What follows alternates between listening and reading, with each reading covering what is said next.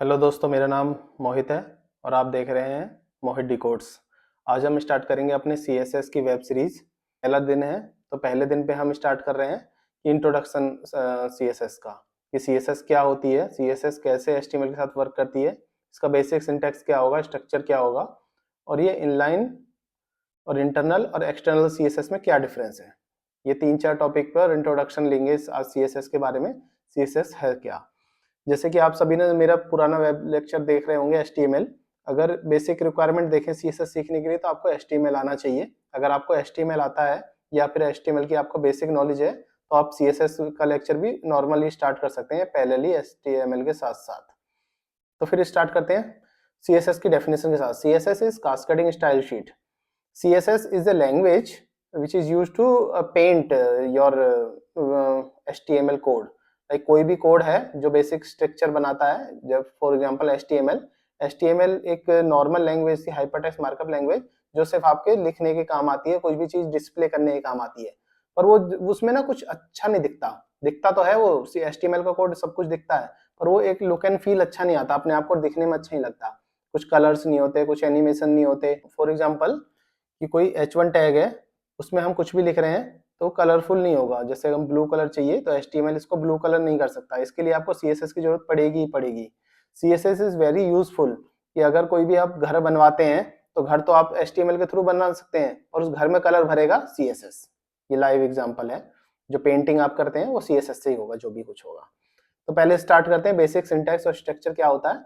HTML का basic syntax ये है कि HTML में एक सिलेक्टर होता है, मैं आगे बताऊंगा सिलेक्टर क्या होता है, और एक प्रॉपर्टीज और वैल्यू का पेयर होता है, फिर अनदर प्रॉपर्टीज वैल्यू का पेयर होता है।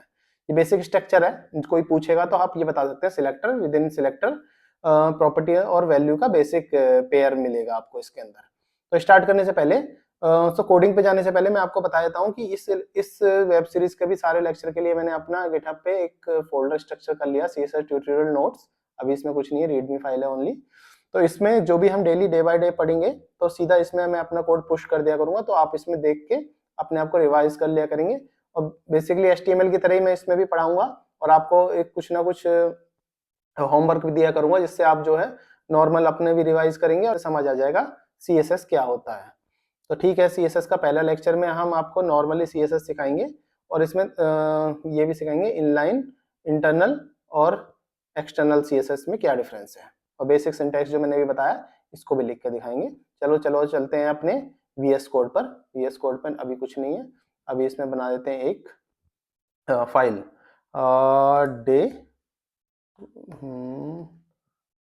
day1.css। तो ये पहला दिन था हमारा, तो day1 CSS बना दिया। CSS अपने आप में कुछ भी नहीं है जब तक आपको HTML नहीं आती हो, इसलिए HTML का बेसिक स्ट्रक्चर हमें यूज करना ही पड़ेगा। एक फोल्डर और बनाते हैं day1.html। ठीक है, तो बेसिक्स जो हम करते थे HTML का बेसिक प्रोटोटाइप बॉयलर प्लेट के थ्रू CSS day1 मैंने अपना ये बना लिया। CSS में अभी मैंने कुछ नहीं है, ये ब्लैंक day1 CSS अभी ब्लैंक है। day1 HTML अभी मैंने एक क्रिएट करा है। HTML में नॉर्मल एक p टैग क्रिएट करूंगा, जिसमें लिखूंगा हेलो मोहित डिकोड्स।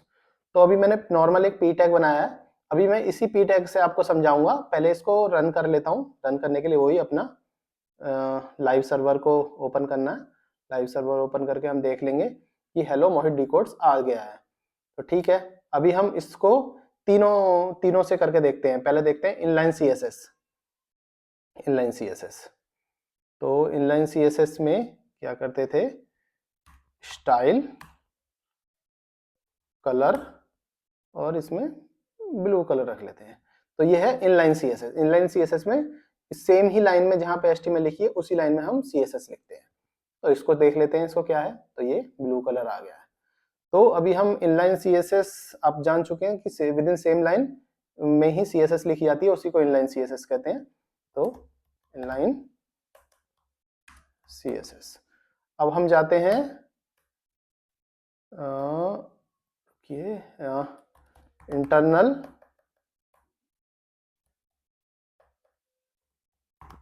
Internal CSS। इंटरनल CSS क्या होता है? इंटरनल CSS में अभी तो मैं इसी को कॉपी कर लेता हूँ, इसको सेम ही टेक्स्ट को कॉपी कर लेता हूँ नीचे, फिर इसमें से इधर से हटा देता हूँ और अपना नॉर्मल p टैग ही रहने देते हैं। और अभी इसके अंदर जाते हैं, इसमें लिखते हैं स्टाइल। स्टाइल, अब इसमें p टैग में कुछ कलर दे देते हैं। तो ये हो गया इंटरनल CSS की। इंटरनल किस, जैसे कि नाम से ही पता चला इंटरनल, तो इंटरनल सेम ही फाइल के अंदर ही हेड के अंदर स्टाइल में p टैग में कलर दे दिया। अभी हम दोनों रन करके देखते हैं, फिर आपको इन दोनों में डिफरेंस पता चलेगा। p को कलर मैंने रेड दिया, इसमें इनलाइन में स्टाइल ब्लू दिया। देखते हैं क्या होता है। देखो इसमें ब्लू दिख रहा है, इसमें रेड दिख रहा है। तो आप सबको डाउट हुआ होगा, जब हमने स्टाइल में ही इसमें रेड कलर दिया तो इसमें भी तो रेड हो जाना चाहिए था, फिर इसमें ब्लू ही क्यों रहा?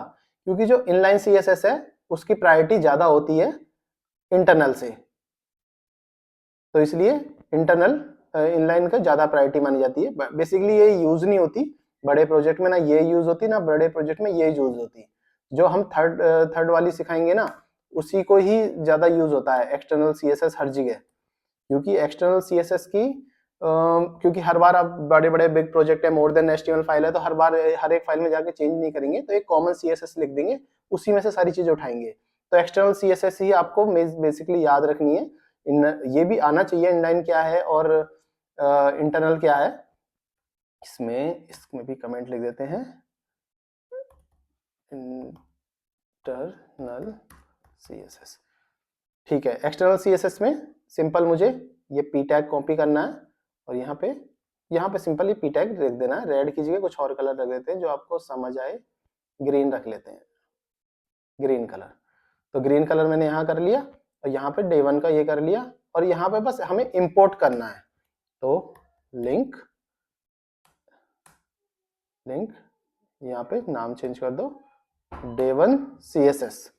डे 1 CSS जब हम लिख देंगे तो हम यहाँ पे रिफ्रेश करेंगे तो अभी भी देखिए रेड कलर आ रहा है, सिंपल रेड कलर। क्योंकि मैंने बोला था सबसे ज्यादा प्रायोरिटी इनलाइन की होती है, उससे ज्यादा प्रायोरिटी सबसे ज्यादा प्रायोरिटी इनलाइन की होती है, उससे ज्यादा प्रायोरिटी इसकी होती है, और सबसे कम प्रायोरिटी होती है इसकी। तो सबसे कम, उससे ज्यादा और सबसे ज्यादा। तो अभी रेड कलर को ये अपनी प्रायोरिटी मान रहा है, इसको मैं कमेंट करूंगा तो ये ग्रीन कलर को अपनी प्रायोरिटी पे आ जाता है। ग्रीन दोनों में ग्रीन हो गया क्योंकि p टैग तो ये भी है और p टैग के ऊपर ही हमने CSS रखी है। तो हम इसको भी कमेंट करते हैं, तो ये ब्लू, सेकंड वाला अपना ग्रीन। तो मोहित डिकोड इसमें लिख देते हैं इनलाइन CSS और इसमें लिख देते हैं इंटरनल CSS। मोहित डिकोड इंटरनल CSS और ये मोहित डिकोड एक्सटर्नल CSS। तो अब तीनों चीज हो गई, तीनों को मैं अनकमेंट कर देता हूं, और ये p टैग की जगह इसको मैं h1 टैग ले लेता हूं, जो आपको कंफ्यूजन ना हो तीनों में, और इसको फिर कमेंट करने की जरूरत भी नहीं पड़ेगी। कमेंट अब तीनों को रन करके देखते हैं। p टैग इसमें ब्लू कलर आना चाहिए, h1 टैग यहाँ पे है तो इसमें h1 टैग में रेड कलर आना चाहिए, इसमें ब्लू कलर आना चाहिए, h1 टैग में रेड कलर आना चाहिए और इसमें ग्रीन कलर आना चाहिए। तो तीनों कलर एज इट इज चमक रहे हैं। तो इसका मतलब आज हमने बेसिक स्ट्रक्चर सीखा CSS का कैसे बनाते हैं, और इसी में ही जैसा कि ये था, ये जो लास्ट में हमने सीखा ये प्रॉपर्टीज वैल्यू सिलेक्टर, तो ये सिलेक्टर है, h1 सिलेक्टर है, ये प्रॉपर्टी है, ये इसकी वैल्यू है। ऐसे ही एक्सटर्नल में भी ये सिलेक्टर है, ये प्रॉपर्टी है और ये इसकी वैल्यू है। तो इनलाइन भी सीख गए हम, इंटरनल भी सीख गए, एक्सटर्नल भी सीख गए, और CSS में हम जान चुके हैं बेसिक स्ट्रक्चर क्या होता है और किसकी प्रायोरिटी कितनी होती है। सबसे हाई प्रायोरिटी, उससे कम प्रायोरिटी, और सबसे कम प्रायोरिटी, और सबसे कम प्रायोरिटी वाले सबसे यूजफुल है, ये याद रखना। बिग प्रोजेक्ट में यही यूज होगा। स्मॉल प्रोजेक्ट में है, एक सिंगल लाइन प्रोजेक्ट है या सिंगल पेज प्रोजेक्ट है, तो इन दोनों को यूज कर सकते हैं। तो ठीक है दोस्तों, आज के लिए इतना ही। मेरी वीडियो पसंद आ रही तो प्लीज सब्सक्राइब करें और अपने दोस्तों को सबको भेज दें इस वीडियो को, जो सबको पता चले कि CSS क्या होती है और सबको अपनी नॉलेज गेन करने का मौका मिले।